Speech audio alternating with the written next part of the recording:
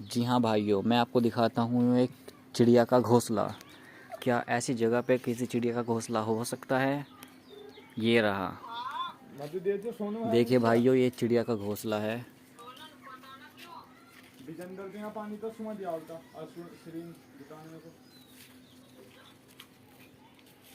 बहुत छोटी सी चिड़िया ने ये घोंसला बनाया है बहुत मेहनत से। एक पत्ते को मोड़कर इसके आगे पीछे रुई लगा दी है। तो भाइयों, इस तरह के भी चमत्कार होते हैं गांव में। शहर वालों को ये नहीं पता होगा।